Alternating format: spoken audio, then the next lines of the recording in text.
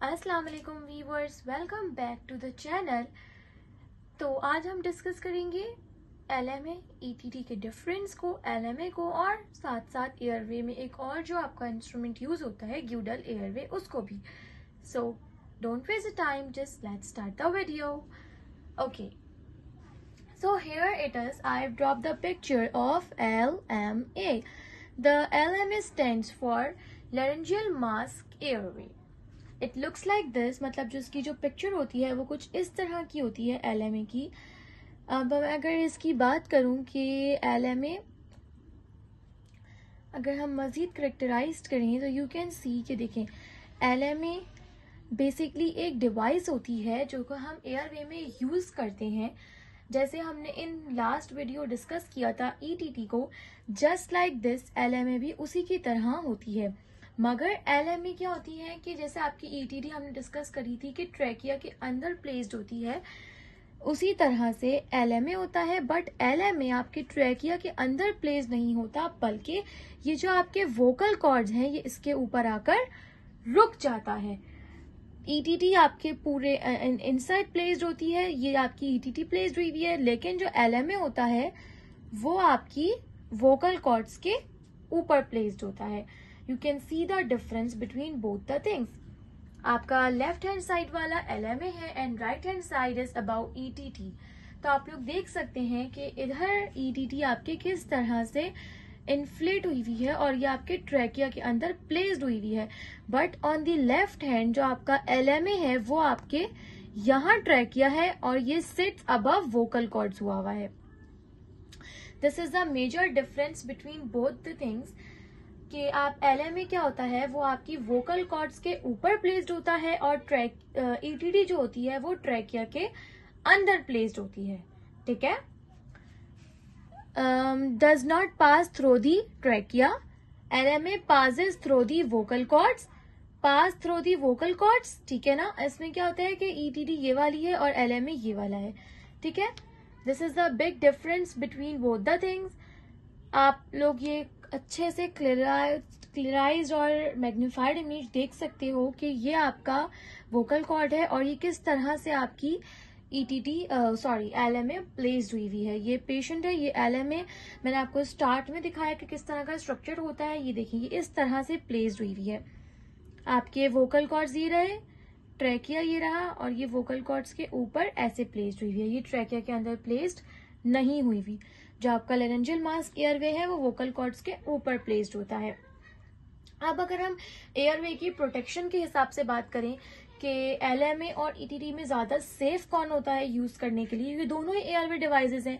मगर अगर हम बात करते हैं सेफ्टी की तो ETT मतलब एंडोट्रैकियल ट्यूब जो होती है वो ज्यादा सेफर टू यूज होती है एज कंपेयर टू LMA। क्यों? रीजन यहाँ पे मेंशन्ड है, क्योंकि आप लोग देख सकते हैं, मैं इसको जूम करती हूँ। देखें, आपकी ETT आके प्लेस्ड हुई ट्रैकिया के अंदर। ठीक है।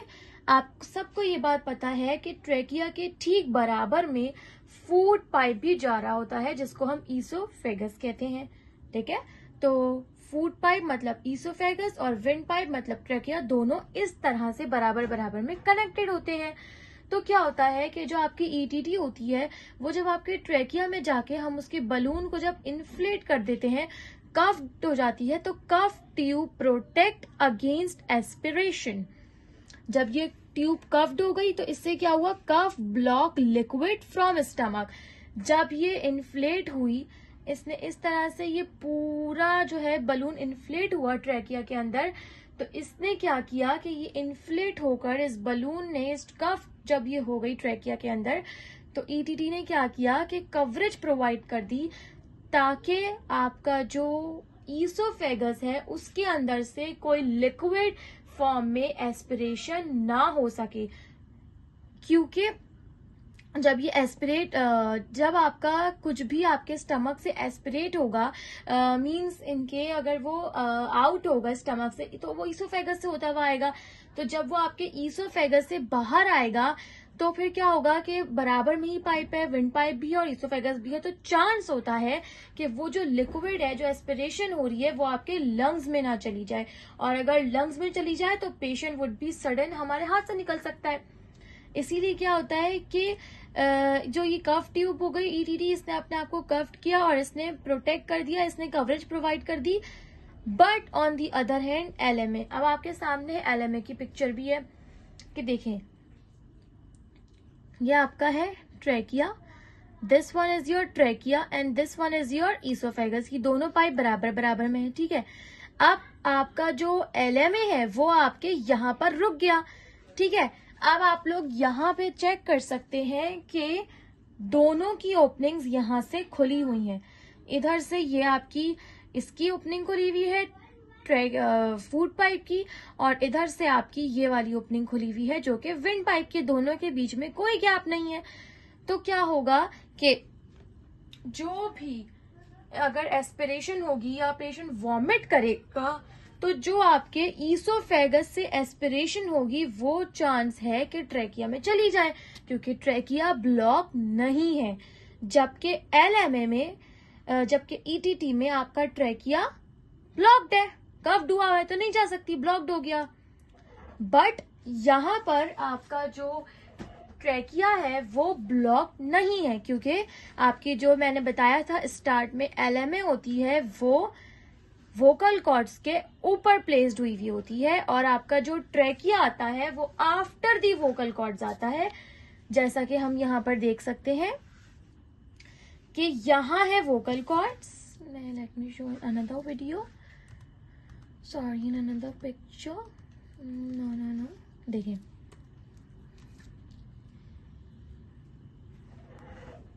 ओके।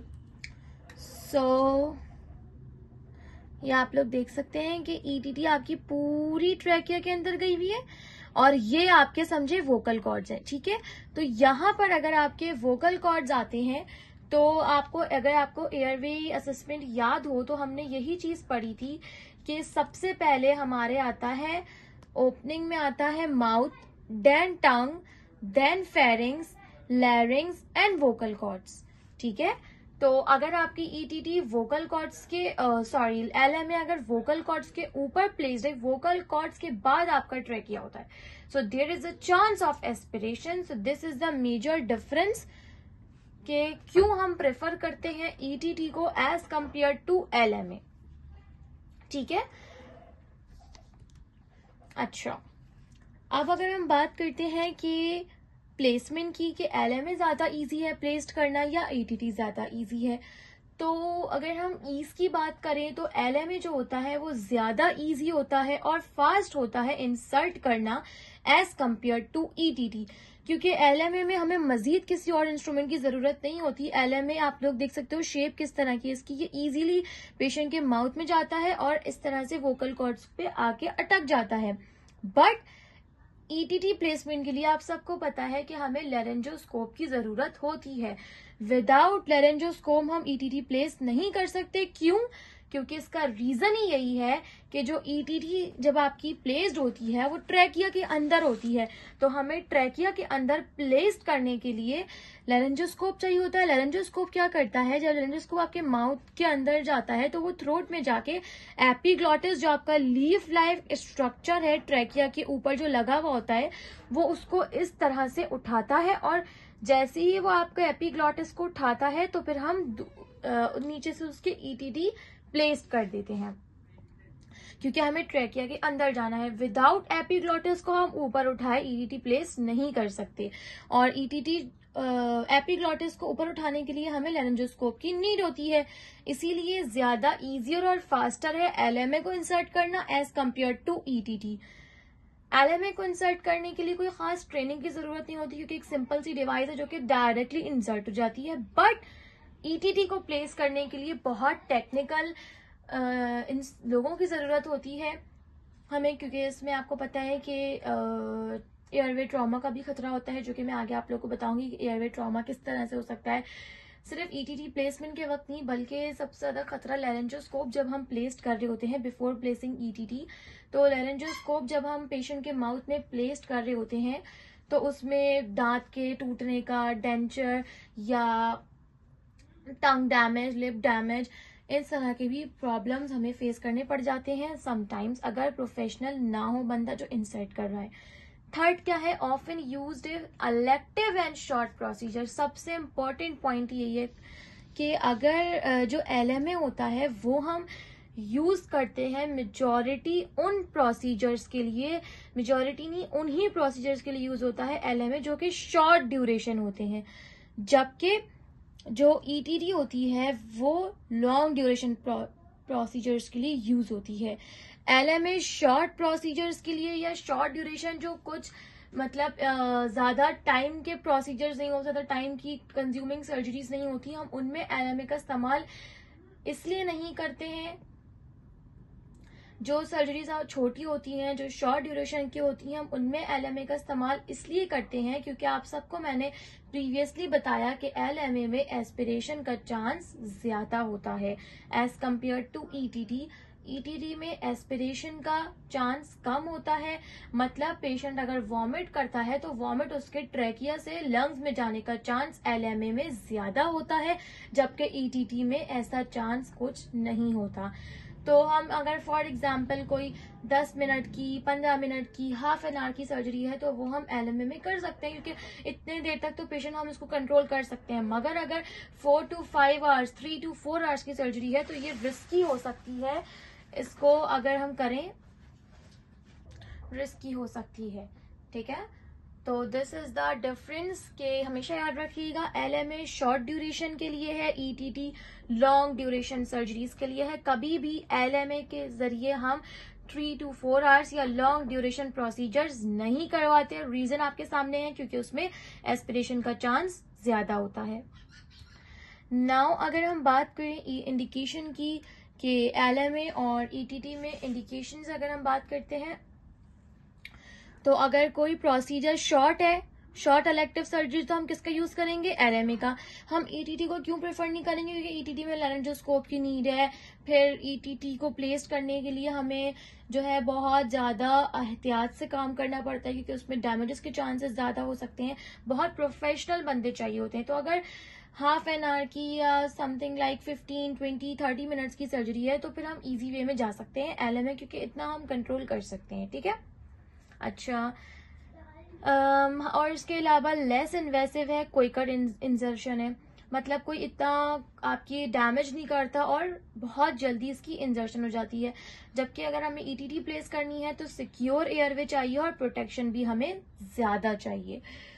उसके अलावा अगर हम ETT की और इंट्यूबेशंस की इंडिकेशंस की बात करें तो मेजर सर्जरीज में जो लॉन्ग सर्जरीज होती है उनमें यूज होता है फुल स्टमक का। हाँ, सबसे बड़ी बात कि अगर कोई ऐसा पेशेंट है जिसकी, क्योंकि आप सबको ये बात पता है कि हम कोई भी सर्जरी परफॉर्म करते हैं वो हम पेशेंट को MPO में रख के करते हैं, मगर अगर कोई ऐसा पेशेंट आ गया है जिसका कोई ऐसा खतरनाक एक्सीडेंट हुआ है जिसकी हमने उसको सर्जरी परफॉर्म करनी है और हमें ये नहीं पता वो बेहोश है, वो अनकॉन्शियस है, या इमरजेंसी, जरूरी नहीं है एक्सीडेंट का केस है, कोई और ऐसा केस है जिसमें पेशेंट अनकॉन्शियस है, अब हम नहीं जानते कि भाई पेशेंट फुल स्टमक है भी या नहीं, और सर्जरी करना फौरन लाजमी है। हम सुबह तक वेट नहीं कर सकते, पेशेंट को MPO में डाल के हम नेक्स्ट डे सर्जरी प्लान नहीं कर सकते।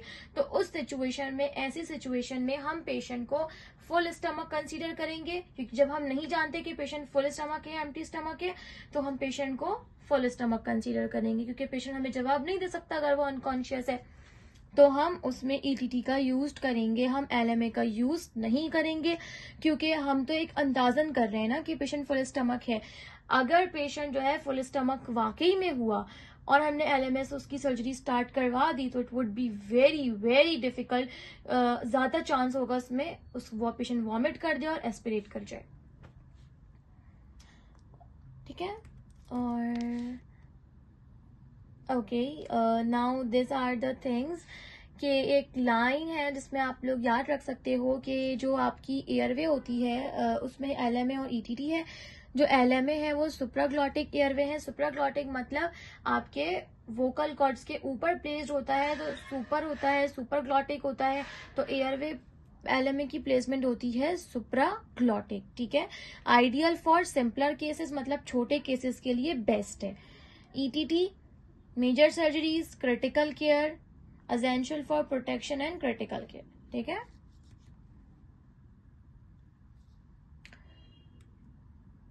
Okay, now this is another airway instrument जिसको हम कहते हैं ग्यूडल एयरवे। ग्यूडल एयरवे जो होता है ये आप सबको पता है कि बेसिकली ये टंग फॉल को रोकने के लिए होता है, क्योंकि अगर कोई पेशेंट अनकॉन्शियस है तो जब पेशेंट कोई अनकॉन्शियस होता है तो वो पेशेंट क्या करता है कि वो अपनी टंग को रोल करके अपने ओरोफेरिंग्स में ले जा सकता है, और जब उसकी टंग रोल होके ओरोफेरिंग्स में फंस जाएगी तो उससे क्या होगा, उसका एयरवे ब्लॉक हो जाएगा। तो ऐसे अनकॉन्शियस पेशेंट में हम ग्यूडल एयरवे का यूज करते हैं। इसकी डेफिनेशन भी आपके सामने है कि a Guedel airway is rigid curve device inserted into the mouth to keep airway open. ये एक कर्व डिवाइस होती है जो कि आपके माउथ में इंसर्ट की जाती है ताकि आपका एयरवे ओपन रहे, by preventing the tongue from falling back against the posterior pharynx. मतलब इसका ये है कि ये प्रिवेंट करता है, ये टंग को रोकता है कि वो रोल बैक होकर आपके फेरिंग्स में चली जाए। ठीक है, prevent tongue from falling back, keep airway open, और ये कर्व डिवाइस है। 3 इंपॉर्टेंट पॉइंट्स है इसके, इसको आप याद रखें कि ग्यूडल एयरवे के क्या 3 इंपॉर्टेंट पॉइंट्स हैं। ओके, मैंने कहा मैं आप सबको पिक्चर भी दिखा दूं एक दफ़ा ग्यूडल एयरवे की, कि ग्यूडल एयरवे बेसिकली होता किस तरह का है, like how it looks like. So this is a picture कि ये एक इस तरह की डिवाइस होती है। ग्यूडल एयरवे बहुत सिंपल सा है, कर्व्ड है, ये टंग फॉल से प्रिवेंट करता है। जस्ट यू कैन सी कि ये इस तरह से इसकी प्लेसमेंट हुई हुई है। ये आपके फेरिंग्स में जाए, माउथ में जाके आपके जबान के ऊपर अटक जाता है, जिसकी वजह से टंग फॉल नहीं होता। अगर टंग फॉल हो जाए तो एयरवे आपका ब्लॉक्ड हो जाता है। There is a image which describe के ग्यूडल एयरवे को मेजर किस तरह से किया जाता है। सो आपके ट्रैगर्स ऑफ एयर से आपकी मैंडिबल जो नोस्ट्रल होती है वहां तक हम उसको मेजर करते हैं कि कौन सा साइज आपके बेस्ट सूट कर रहा है ग्यूडल एयरवे के लिए। दिस इज अ चार्ट कि अगर बहुत स्मॉल है तो पुशेस टंग बैकवर्ड और वोर्निस ऑब्स्ट्रक्शन, और अगर टू लार्ज है तो मे प्रेस ऑन द एपिग्लॉटिस और कॉज ट्रॉमा। यहाँ पे करेक्ट साइजिंग बताई गई है कि वैसे अगर कहा जाता है कि करेक्ट साइजिंग इज क्रिटिकल, जब पेशेंट को नीड होती है तभी हम करते हैं, बट एक अंदाजन जो है वो बताया गया है कि from corner of the mouth से to the angle of mandible, मतलब आपके इस तरह से ये मेजर किया जाता है ग्यूडल एयरवे की इंसर्ट, कौन सा साइज बेस्ट सूट करता है पेशेंट को।